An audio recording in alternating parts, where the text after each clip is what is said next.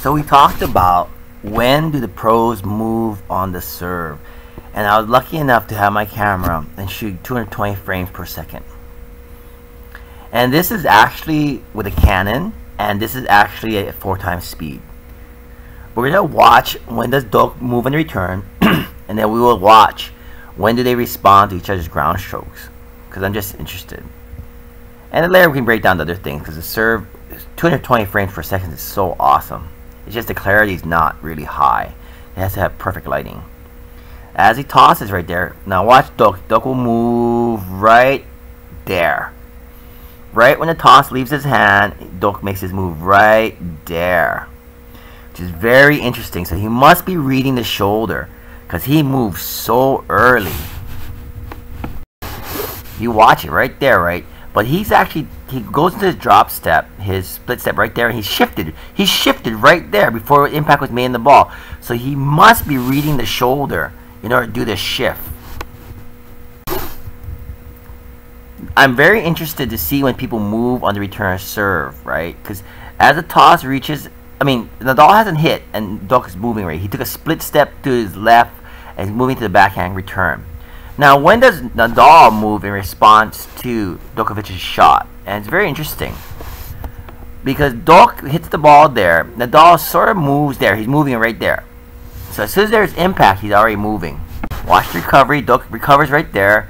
Nadal's about to strike. So the ball is off the frame of Djokovic. Nadal's already moving to the backhand. He sets up. Great feet. Great bounce. Stays low. He's already moving. And that's the key. He's already moving before the ball leaves Djokovic's racket. Does he move right before the ball leaves Djokovic's racket? There. Ball's moving. Yeah. Nadal's already moving after the ball leaves Djokovic's racket. Maybe about 2 feet away from Djokovic's racket. Now, in turn, Djokovic is already recovering. Nadal nails it. And Djokovic, God, he moves really late. There's a pause. He reads it. Makes a turn. And starts to run to the ball. Get his racket ready. And Nadal's already recovering back to center. And notice Nadal recovers back to center, but he's a little bit offset. And I think that's because of his forehand.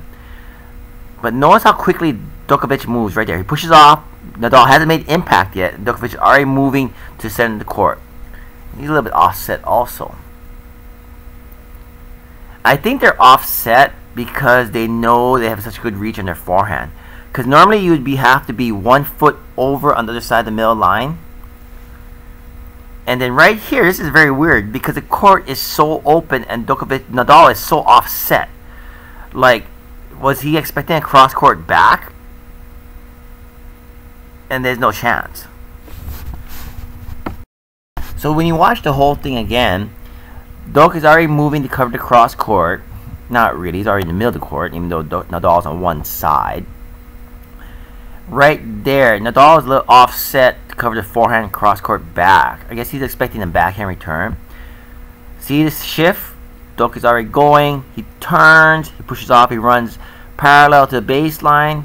Nadal side shuffling back to the middle, and Djokovic nails it down the line on the run. Court looks so open in slow motion.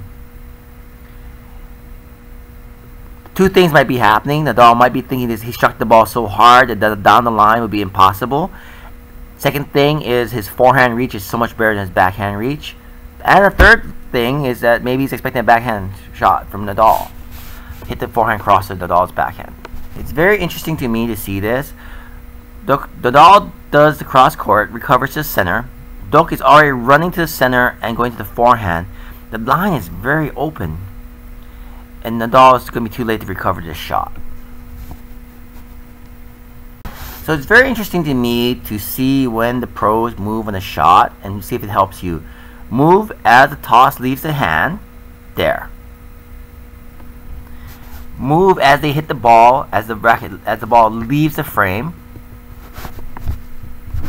Because if you watch it in super slow-mo, you see Djokovic just gets down low. Nadal goes into his motion. Djokovic is still down low.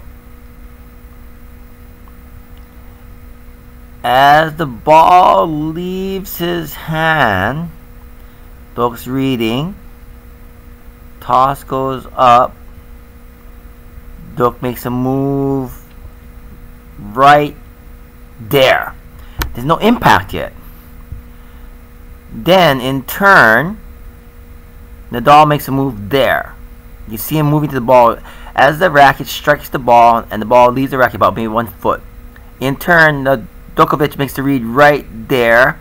Same thing, right before the ball is struck. Maybe it looks like Djokovic reads the ball like a split second before the ball is struck, while Nadal is reading the ball after Djokovic hits the ball.